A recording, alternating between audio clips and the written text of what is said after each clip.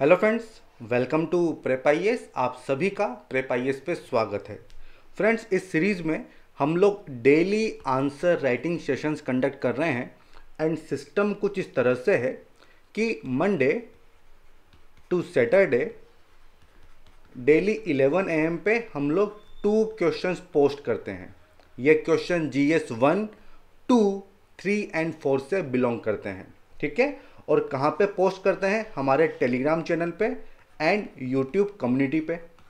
और आपसे उम्मीद करते हैं, आपसे एक्सपेक्ट करते हैं कि आप लोग उन दोनों ही क्वेश्चंस को अटेम्प्ट करेंगे, जिसके बाद नाइट में उन पे हम लोग डिस्कशन करते हैं। जहाँ तक संडे की बात है तो संडे को ऐसे राइटिंग सेशंस हम लोग कंडक्ट कर रहे हैं। अब देखिए, जो क्वेश्चंस आप अटेम्प्ट करते हैं, जो ऐसे आप अटेम्प्ट करते हैं, तो इनको पीयर इवेल्यूएशन के लिए आप सबमिट कर सकते हैं। कहाँ पे आपको सबमिट करना है? हमारा टेलीग्राम चैनल है प्रेप आईएएस पीयर इवेल्यूएशन। ठीक है, तो इस चैनल पे आप अपने आंसर्स को पीयर इवेल्यूएशन के लिए सबमिट कर सकते हैं और इसका लिंक इस वीडियो के डिस्क्रिप्शन बॉक्स में आपको मिल जाएगा। अब देखिए, आज का जो सेशन है इसमें हमने 2 क्वेश्चन लिए हैं और एक क्वेश्चन GS 1 सोसाइटी से बिलोंग करता है और दूसरा GS 2 गवर्नेंस से बिलोंग करता है। 1 बाय 1 दोनों को डिस्कस करेंगे। अगर आपका कोई डाउट होता है तो आप कमेंट सेक्शन में लिख के मुझसे पूछ सकते हैं। मैं डेफिनेटली सबका रिप्लाई करूंगा। और उसके बाद हम क्या करेंगे, हमारा सेकंड सेगमेंट होता है जहां पे हम एक लर्नर की आंसर शीट को डिस्कस करते हैं। पर्पस क्या है कि आपको पता चल जाए, आपको आइडिया लग जाए कि कौन सी मिस्टेक्स बाकी लोग कर रहे हैं, ताकि आप उनको रिपीट ना करें, और एरिया ऑफ इम्प्रूवमेंट क्या क्या हो सकता है, तो उसका भी आपको आइडिया मिल जाएगा। ठीक है, अब देखिए स्टार्ट करते हैं सेशन को। और जो फर्स्ट क्वेश्चन है 15 मार्कर है, 250 वर्ड्स में आपको इसको अटेम्प्ट करना है। सोसाइटी का ये क्वेश्चन है और ग्लोबलाइजेशन हमारे सिलेबस का पार्ट है, तो उस पर यह क्वेश्चन पूछा गया है। देखिए, स्टेटमेंट दिया गया है कि globalization will end up making all cultures, देखिए all cultures of the world homogeneous, मतलब पूरे जो संसार का जो संस्कृति होगी, जो कल्चर होगा, वो एक जैसा हो जाएगा। क्यों? ग्लोबलाइजेशन की वजह से, वैश्वीकरण की वजह से जो कल्चर है वो एक तरह का हो जाएगा। ये स्टेटमेंट दिया गया है। क्रिटिकली एग्जामिन, देखिए क्रिटिकली मतलब आपको दोनों पहलू बताने होंगे कि क्या ऐसा है या नहीं है, आपको एग्जामिन करना है।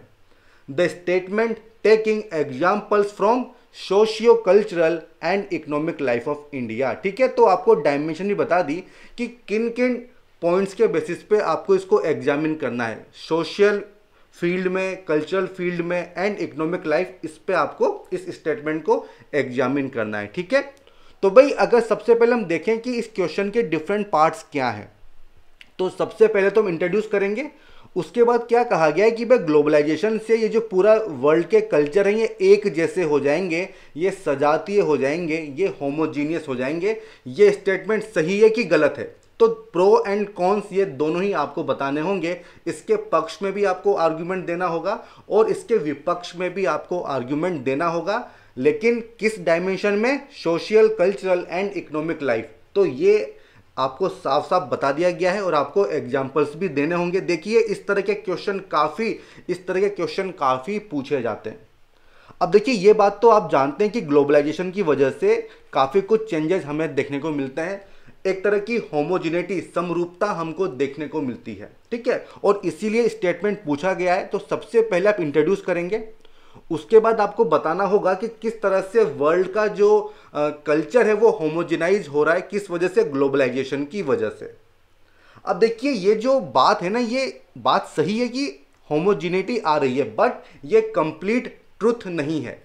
इसके अलावा भी और चीज़ें हमको देखने को मिलती है, जैसे कि ग्लोबलाइजेशन मीन्स जो ग्लोबल चेंजेस आ रहे हैं उसमें भी हमें लोकल चीज़ें देखने को मिलती हैं। इसको बोलते हैं ग्लोबलाइजेशन। तो ये भी चीज़ हमें देखने को मिल रही है, मतलब जो स्टेटमेंट है उससे अलग भी हमें कुछ देखने को मिल रहा है।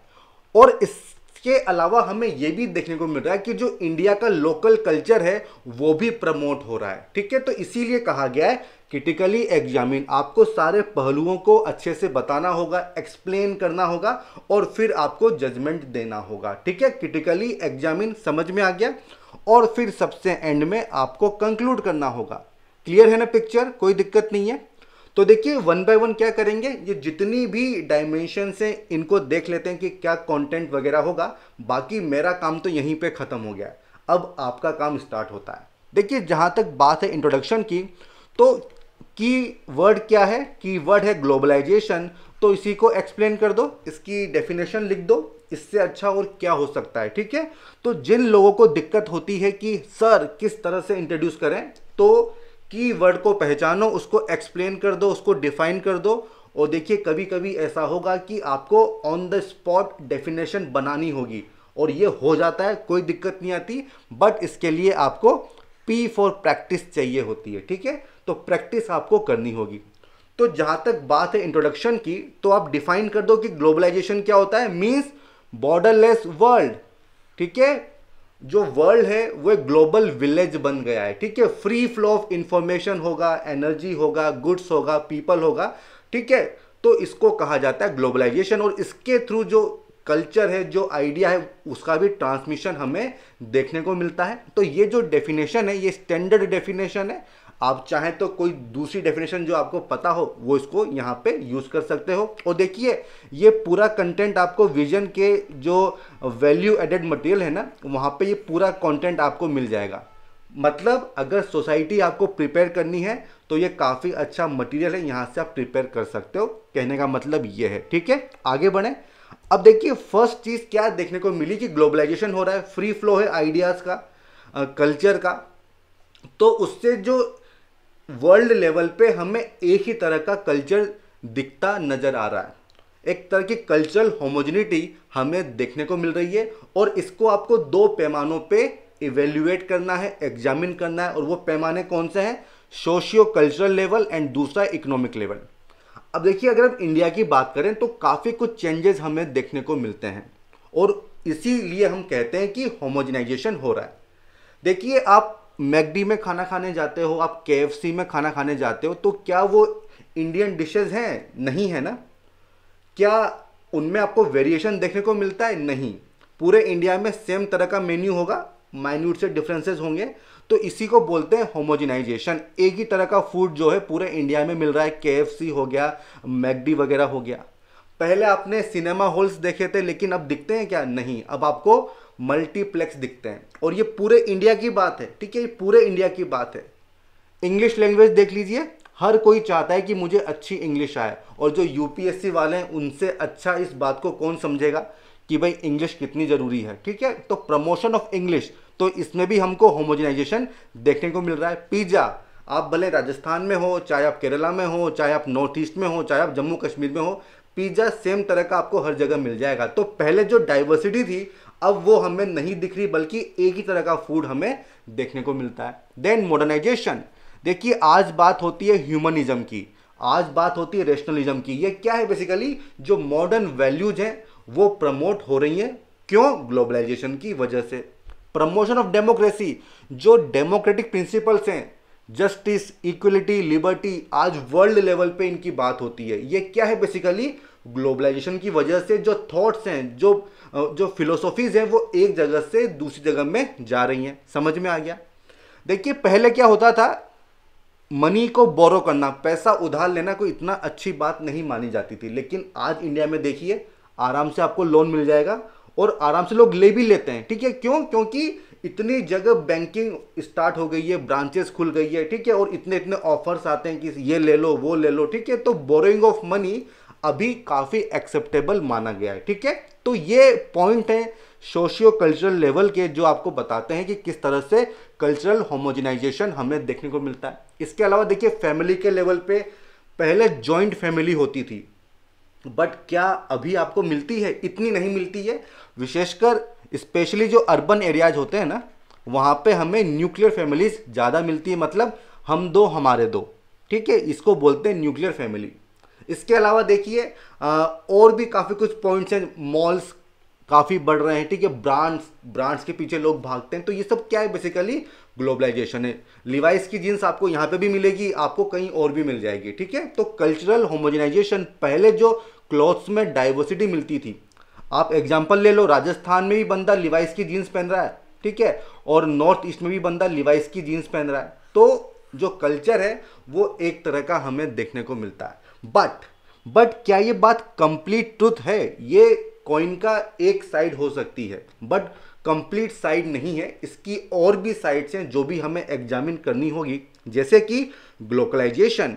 हम मान सकते हैं कि ग्लोबलाइजेशन हो रहा है, उसके इम्पैक्ट हमारे कल्चर पे देखने को मिलते हैं, बट क्या वो प्योरली वेस्टर्न इन्फ्लुएंस है? नहीं, हमें इंडियन इन्फ्लुएंस भी देखने को मिलता है, लेकिन देखिए उससे पहले हमें इकोनॉमिक लेवल पे समझ लेते हैं। ये मैंने छोड़ दिया, चलो कोई बात नहीं।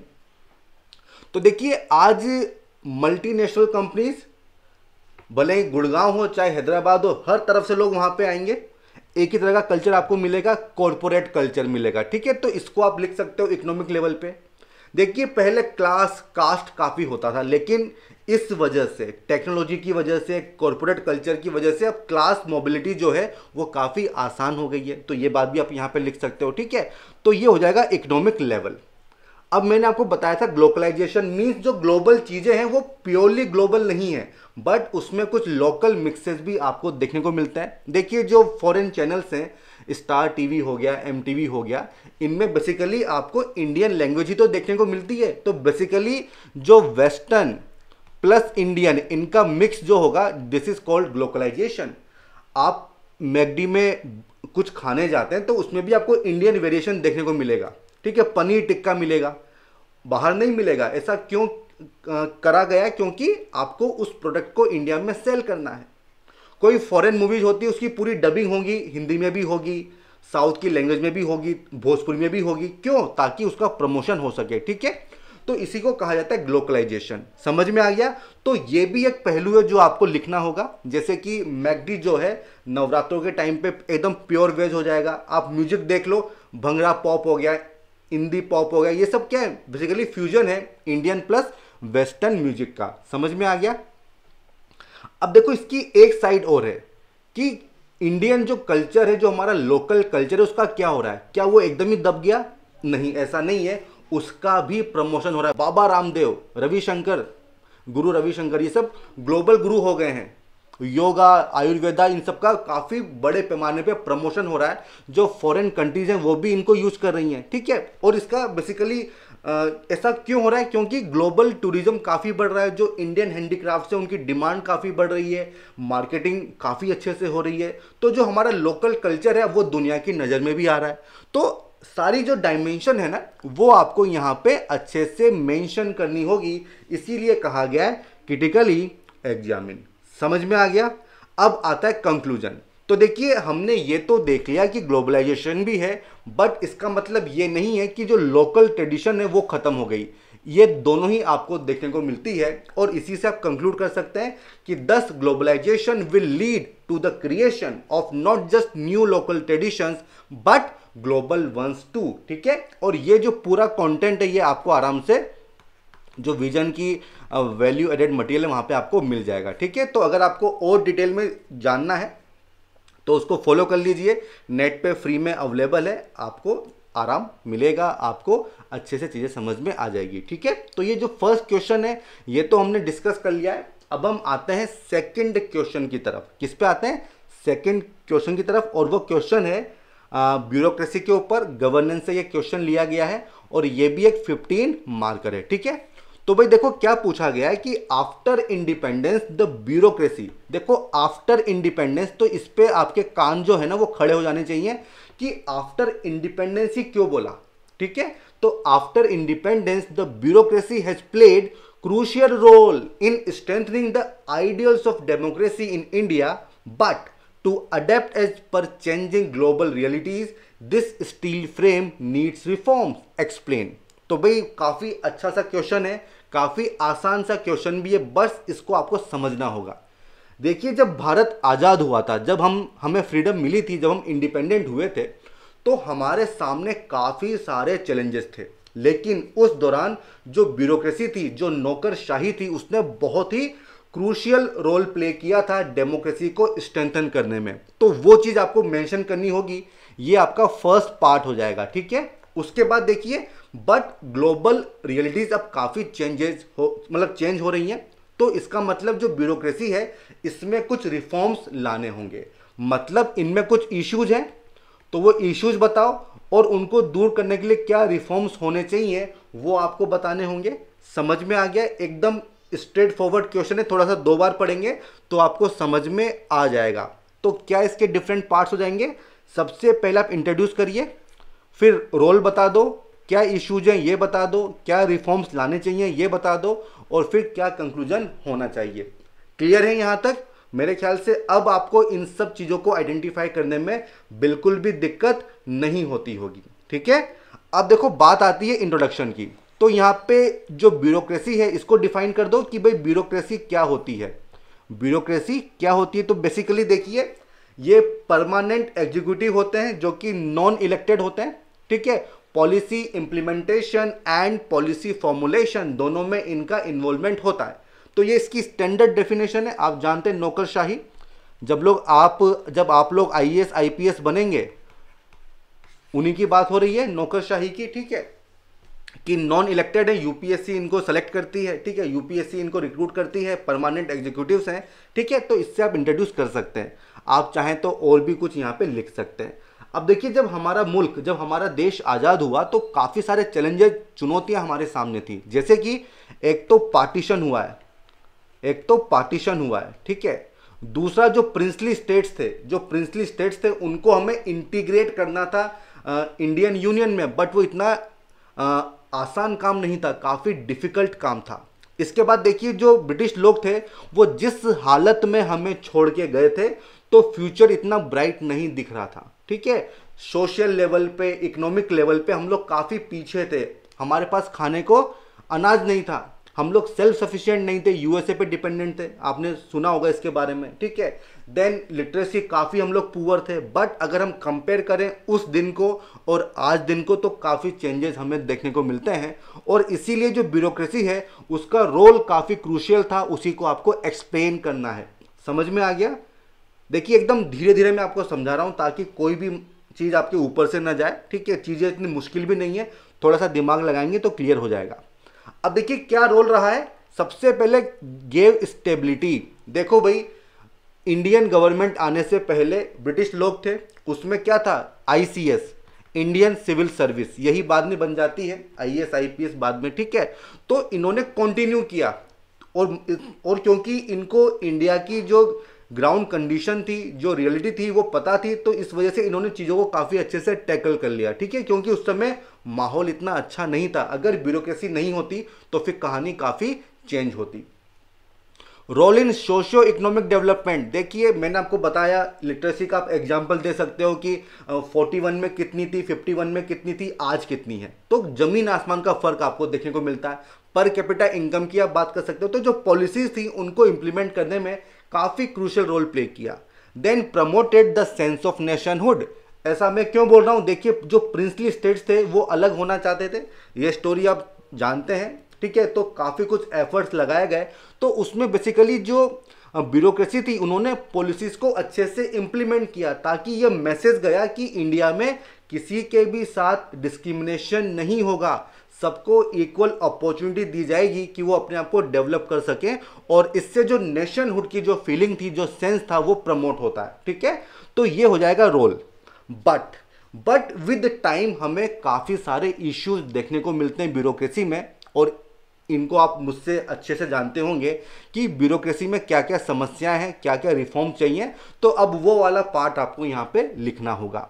तो देखिए, जब हम बात करते हैं ब्यूरोक्रेसी की, तो बेसिकली एक ब्रिटिश लीगेसी है, एलिट किस्म के लोग हैं, ठीक है, अपने बंगले में रहेंगे, ग्राउंड लेवल पे क्या हो रहा है हमें मतलब नहीं है। तो कुछ केसेस भी हमें ऐसे देखने को मिलता है, मैं जनरलाइज नहीं कर रहा हूं, बट फिर भी हाँ, ये एक इशू हमें देखने को मिलता है कि आप ग्राउंड लेवल से काफ़ी दूर हैं, जो ग्राउंड लेवल पे सिचुएशन है, जो उनकी प्रॉब्लम्स है, उनको नहीं समझते हैं। ऑथोरिटेरियनिज्म है, अपनी खुद की चलाएंगे, जो रूल्स है, रेगुलेशंस हैं, उन्हीं को फॉलो करेंगे, उनमें बिल्कुल भी डाइवर्जेंस आप पसंद नहीं करोगे। समय के हिसाब से आप चेंज नहीं होगे। देखिए आज का जो ज़माना है वो टेक्नोलॉजी का ज़माना है, वो इनिशिएटिव का ज़माना है, वो चैलेंजेस का ज़माना है, बट जो ब्यूरोक्रेसी वो रूल बाउंड है, रूल बाउंड है, हायरार्की ओरिएंटेड है। एक बार जो बॉस ने बोल दिया बस वो पत्थर की लकीर है, उसी को आपको फॉलो करना होगा। तो एकदम रिजिड ऑर्गेनाइजेशन स्ट्रक्चर है, ठीक है। तो आप खुद से इनिशिएटिव नहीं ले सकते हो। बट अभी जो सिचुएशन है, साइबर सिक्योरिटी, टेररिज्म, ठीक है, मिलिटेंसी, तो इन सब में आपको इनिशिएटिव लेने होंगे, इनोवेटिव अप्रोच आपको लेनी होगी, वेलफेयर स्कीम्स आपको चलानी है, ठीक है, लास्ट माइल कनेक्टिविटी आपको चाहिए, तो इसमें आपको इनोवेटिव सोल्यूशन चाहिए। देन रेटेपिज्म, लाल फीताशाही, देखिए कितना डिले होता है, फाइल घूमती रहेगी घूमती रहेगी घूमती रहेगी, ठीक है, इतनी सारी हायरार्की है कि आदमी मतलब परेशान हो जाए पर उसका काम नहीं होगा। देन करप्शन, इसके बारे में तो मैं क्या ही बोलूं, ठीक है, करप्शन एंड रेड टेपिज्म, तो ये भी इश्यूज हैं जो हमारी जो ब्यूरोक्रेसी है उसके साथ जुड़े हुए हैं। तो इन्हीं को हमें दूर करना है, तो इनके लिए क्या रिफॉर्म्स लाने होंगे ये पूछा गया है। तो देखिए सबसे पहली बात तो ये है कि सेंसिटाइज करो कि भाई आपका काम क्या है। आप ट्रस्टीशिप जो फिलोसॉफी थी महात्मा गांधी की उसकी बात कर सकते हो कि आप ट्रस्टी हो, आपको वेलफेयर करना है, ठीक है। तो जो लोगों की समस्या है वो आपको पता होनी चाहिए, एम्पैथी, कंपेशन ये होना चाहिए, सेंसिटाइज करना होगा, पीरियडिक ट्रेनिंग वगैरह उनको दो ताकि भाई लोगों की जो समस्या है उनको आराम से समझ सकें। देन पीरियडिक परफॉर्मेंस अप्रेजल होना चाहिए, मेरिट बेस्ड होना चाहिए। ये नहीं कि यार वो मेरी कास्ट का है, ठीक है, उसने मेरा काम कर दिया था तो उसको अच्छी अप्रेजल दे दो, नहीं, परफॉर्मेंस के बेसिस पे पीरियडिक अप्रेजल होना चाहिए। अगर अच्छा काम कर रहे हो तो इंसेंटिव दे दो और नहीं कर रहे हो तो पनिशमेंट मिलनी चाहिए, ठीक है। देखिए रूल्स एंड रेगुलेशंस ये काफ़ी रिजिड होते हैं, तो इनमें थोड़ा चेंजेस हमें करने की ज़रूरत है। लिबरल रूल्स होने चाहिए ताकि करप्शन, रेड टेपिज्म इनको हम अवॉइड कर सकें, इनको प्रोहिबिट कर सकें, ठीक है। और क्या लिख सकते हो, किस तरह से आप ट्रांसपेरेंसी और अकाउंटेबिलिटी को इंश्योर कर सकते हो। सोशल ऑडिट हो गया, सिटीजन चार्टर हो गया, आरटीआई, ये सब आपको पता ही है। तो ये सारे पॉइंट आपको यहाँ पे लिखने होंगे, ठीक है। तो ये जो क्वेश्चन की डिमांड है हमने यहाँ पे एड्रेस कर दी है। अब आता है कंक्लूजन। तो भाई किस तरह से कंक्लूड करोगे, आप इनकी इंपॉर्टेंस बता दो ब्यूरोक्रेसी की कि भाई क्या इंपॉर्टेंस है। बैकबोन ऑफ द नेशन, इनको स्टील फ्रेम कहा जाता है, ठीक है। तो नेशन बिल्डिंग प्रोसेस में इनका काफी क्रूशियल रोल है और उसी चीज को इंश्योर करने के लिए नीड ऑफ द आवर क्या है कि रिफॉर्म्स हमको लाने होंगे ताकि जो वेलफेयर फंक्शन है वो आप अच्छे से कर सको, ठीक है। तो काफी आसान क्वेश्चन है एंड आई होप आपने इसको अच्छे से टैकल किया होगा, ठीक है। अगर कोई डाउट भी है तो मुझसे पूछ लेना, मैं डेफिनेटली उसको रिजोल्व कर दूंगा, ठीक है। बढ़े आगे, चलिए अब क्या करेंगे, लर्नर की आंसर शीट देख लेते हैं। देखिए इन्होंने शुरुआत की है कल्चरल ग्लोबलाइजेशन से। भाई क्वेश्चन में क्या पूछा गया है, उसमें पूछा गया ग्लोबलाइजेशन, तो ये कल्चरल आपने क्यों लिखा, तो ऐसा मत करो, जो क्वेश्चन की डिमांड है उसी को आपको एड्रेस करना होगा, ठीक है। अब देखो आपने यहाँ पे हेडिंग डाली है पहले socio cultural and economic life, तो हेडिंग अलग से मत लिखो क्योंकि आप यहाँ पे तो लिख ही रहे हो ना, तो पॉइंट क्यों रिपीट कर रहे हो, इससे क्या होगा, स्पेस एंड टाइम दोनों आपका बर्बाद होगा, ठीक है। तो इसको लिखने की आपको जरूरत यहाँ पे नहीं थी, बाकी ये डेफिनेशन तो आपकी सही है, ठीक है। Then impact of globalisation on socio cultural life, देखो इंपैक्ट पूछा था क्या, क्वेश्चन में क्या पूछा था, इंपैक्ट पूछा था क्या, मतलब आपने क्वेश्चन सही से नहीं पढ़ा। क्वेश्चन में पूछा था मतलब होमोजिनाइजेशन, तो वो यहाँ पे आना चाहिए था, ठीक है, वो हेडिंग यहाँ पे आनी चाहिए थी। न्यूक्लियर फैमिली एकदम सही पॉइंट है, बट देखो इतना एक्सप्लेन मत करो, इतना करोगे तो 2 या 3 पॉइंट ही लिख पाओगे, जबकि आपको पॉइंट ज्यादा लिखने हैं और एक्सप्लेन आपको कम करना है, 15 मार्कर है, ठीक है। तो इतना एक्सप्लेन करने की जरूरत नहीं है, 1 से 2 लाइन काफी है, आपका फोकस होना चाहिए more points and less explanation. देखिए ये फंडा याद कर लो कि आपकी आंसर शीट में जितने टिक होंगे ना उतने ही मार्क्स आपको मिलेंगे, ठीक है। Second one is tradition and mythology, ये भी अच्छा पॉइंट है, हेलो वगैरह नमस्ते की जगह ये हो रहा है, तो ये पॉइंट भी आपका सही है, बट ब्रीफ में करो। Then impact of globalisation on economic life, ये पूछा है क्या, नहीं पूछा है, क्या पूछा गया है, होमोजिनाइजेशन, क्या चीज देखने को मिलती है, कॉर्पोरेट कल्चर हमको देखने को मिलता है, एमएनसीज देखने को मिलती हैं, तो भाई माइग्रेशन कोई मतलब नहीं है। मोर चॉइस टू कंज्यूमर, इसका भी ज़्यादा कोई रिलेवेंस यहाँ पे लग नहीं रहा, तो आपने क्या क्वेश्चन की डिमांड नहीं समझी है। श्रिंकिंग एग्रीकल्चर सेक्टर, तो इससे किस तरह से होमोजेनाइजेशन हो रहा है ये मुझे समझ में नहीं आया। ठीक है, तो कहने का मतलब ये है कि आप क्वेश्चन की डिमांड को नहीं समझ पाए हो, कॉन्टेक्चुअल अंडरस्टैंडिंग आपकी अच्छी नहीं है। 2 से 3 बार पढ़ो, पार्ट्स में डिवाइड करो, उसके बाद समझो कि क्वेश्चन में क्या पूछा गया है। और देखिए आपने पॉइंट्स काफ़ी कम लिखे हैं, तो कंटेंट एनरिचमेंट भी आपको करना होगा। ठीक है, कंटेंट आपको इंप्रूव करना होगा और जितनी भी डायमेंशन पूछी गई है वो आपको एड्रेस करनी होगी। क्या कंक्लूड किया है आपने? Globalisation should be a proof of unity in diversity to giving a scope of folk dance है। देखो स्पेलिंग आपकी सही नहीं है ना। In the era of disco spread of branding of sari over, देखो ऐसी बात नहीं है, देखो थोड़ा प्रैक्टिकल आपको रहना पड़ेगा। हर चीज़ आगे बढ़ती है, कल्चर कभी भी एकदम फिक्स नहीं रहेगा, उसमें चेंजेस आपको देखने को मिलते हैं। ठीक है, तो आप बैलेंस की बात कर सकते हो, तो वो एक अच्छा कंक्लूजन होता है। ठीक है, तो ये मेरी ऑब्जर्वेशन है। आगे बढ़े, चलिए। यहाँ पे ब्यूरोक्रेसी की बात की है और काफ़ी उसका बैकग्राउंड बताया, तो देखिए इतना बैकग्राउंड मत बताओ। ठीक है, उसको डिफाइन कर दो। 3 से 4 लाइन काफ़ी होती हैं, तो थोड़ा सा जो आपका इंट्रोडक्शन है वो थोड़ा अच्छा हो सकता था। ठीक है, यहाँ पे क्या लिखा है कि उनका काम क्या है? Effective and continued autonomy, political instability, shaky political condition. देखो ये तो क्वेश्चन की मेन डिमांड है, तो इसको शुरुआत में क्यों लिखा है? ये तो आगे आना चाहिए, जो मेन बॉडी जो होगी उसमें ये बात आनी चाहिए। ठीक है, समझ गए? तो यहाँ पे आपको कुछ करेक्शंस करने होंगे। Then role of bureaucracy in standing ideals of democracy, division of power. अब देखो मुझे वही लगा ना, आप क्वेश्चन को समझ नहीं पाए कि किस रोल की बात हो रही है, क्योंकि कॉन्टेक्स्ट क्या है? इंडिपेंडेंस, पार्टीशन, इंटीग्रेशन करना था, सोशो इकोनॉमिक फैक्टर्स को इंप्रूव करना था, बट वो उसमें काफ़ी चैलेंजेस थे। उन चैलेंजेस को दूर किया किसने? ब्यूरोक्रेसी ने। तो ये जो डिवीजन ऑफ पावर है, स्पेशलाइजेशन है, ये पॉइंट यहाँ पे सूटेबल पॉइंट नहीं है। ठीक है, तो इनका यहाँ पे कोई औचित्य नहीं है। ठीक है, कोई इनका ये सूटेबल पॉइंट यहाँ पे नहीं रहेंगे। ठीक है, efficiency, the implementation and monitoring of and evolution is more efficient as the civil servant. देखो ये आप उनकी खूबियां बता रहे हो ना, वो नहीं पूछा गया है। उन्होंने क्या रोल प्ले किया है, क्या वो कर चुके हैं, वो आपको बताना होगा। रिस्पॉन्सिबिलिटी कॉम्प्लाइंस, तो देखो वही बात है कि ये सब पॉइंट यहाँ पे नहीं चलेंगे। डिसीजन मेकिंग वगैरह हो गया, रूल्स रेगुलेशन हो गया, ईज ऑफ मैनेजमेंट, तो ये क्वेश्चन की डिमांड यहाँ पे नहीं है। Then need of reforms according to changing realities, मतलब आप इश्यूज बताओगे, रेड टेपिज्म है, करप्शन है, डिले है। ठीक है, तो ये तो इश्यूज हो जाएंगे। देन डिजिटलाइजेशन, तो देखो वही बात है, आपको हेडिंग बाइफर्केट करनी होगी। इश्यूज क्या है, रिफॉर्म्स क्या है, आपने एक साथ ही मर्ज कर दिया तो वो चीज़ नहीं चलेगी। डिजिटलाइजेशन ये नई रियलिटी है। ठीक है, ये नई रियलिटी है और इसके लिए आपको क्या करना चाहिए? आपको कैपेसिटी बिल्डिंग करनी होगी, तो वो रिफॉर्म्स में आएगा। ठीक है, नेपोटिज्म, जस्ट ए मिनट एक बार मैं देख लूँ क्या लिखा है आपने। With huge paper work and substantial effort digitalisation system, एकदम चलो ये पॉइंट आपका सही है ना, ये पॉइंट आपका सही है, बट इसको आपको सही से लिखना होगा कि जो डिजिटलाइजेशन है वो बढ़ रहा है, तो हमें जो कैपेसिटी बिल्डिंग है वो और इम्प्रूव करनी होगी। ठीक है, आगे बढ़े। नेपोटिज्म ये सही है। एडमेंट वैल्यूज, ठीक है, रूल्स ओरिएंटेड होती है। देखो ये जो आपने चार्ट बनाया ना काफ़ी अच्छा है, तो बेसिकली अगर आप इसको लिखते रिफॉर्म्स में तो काफ़ी अच्छा होता। इसको आपको एक्सप्लेन करना चाहिए था, एक हेडिंग लगाते इश्यूज की और एक होता रिफॉर्म्स। ठीक है, तो ये सारे रिफॉर्म्स काफ़ी अच्छे से आपने बताए हैं। अब देखो जब वो बता दिए तो वे फॉरवर्ड देने की क्या ज़रूरत है भाई? रिफॉर्म्स जब आप बता रहे हो तो वही रिफॉर्म्स तो लाने हैं, तो वे फॉरवर्ड की ज़रूरत यहाँ पे है नहीं। आप मिशन कर्मयोगी जो है तो ये बेसिकली इससे कंक्लूड कर सकते थे, बाकी इसको लिखने की ज़रूरत यहाँ पे नहीं थी। Therefore the steel frame needs a fresh coat of paint to retain its strength, shine and power to govern people more effectively।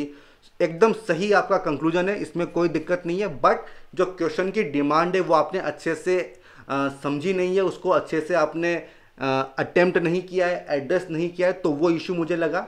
बाकी देखो एक चीज़ और है कि ऐसा लग रहा है कि आपने काफ़ी लंबा ये क्वेश्चन कर दिया है, जो वर्ड लिमिट है वो आपने क्रॉस कर दिया, क्योंकि काफ़ी सारे पॉइंट आपने लिखे हैं। इतना न वहाँ पे आपको टाइम मिलेगा और नहीं इतना स्पेस आपको मिलेगा। ठीक है, तो जो मेंस वर्कबुक होती है उसमें लिखो, 15 मार्कर के लिए आपको 3 वन साइडेड पेजेस मिलते हैं, उसी पे आपको अटेम्प्ट करना होगा। ठीक है, तो ये मेरी ऑब्जर्वेशन है, आई होप आपको फ़ायदा मिलेगा। ठीक है, तो इसी के साथ ये जो सेशन है इसको हम कंक्लूड करते हैं। अगर आपको पसंद आया तो इसको लाइक करो, साथ ही साथ जो हमारा चैनल है उसको सब्सक्राइब करो, शेयर करो, फॉरवर्ड करो।